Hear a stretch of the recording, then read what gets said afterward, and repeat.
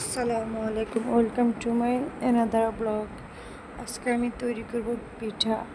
প্রথমে দিয়ে দিলাম নারকেল, চিনি দিলাম, সাথে নারকেল আর একটু অ্যাড করলাম, আর পরিমাণ মতন লবণ দিয়ে ভালো করে মিক্স করে নিব, একদম আঠালো করে নিব যেন সুন্দর হয়। সাথে অ্যাড করলাম আটা। এরপর আটা দিয়ে ভালো করে মিক্স করে নিতে হবে, একদম শক্তি দিয়ে, যেন এটা একটু আঠালো হয়, সুন্দর শেপ হয়।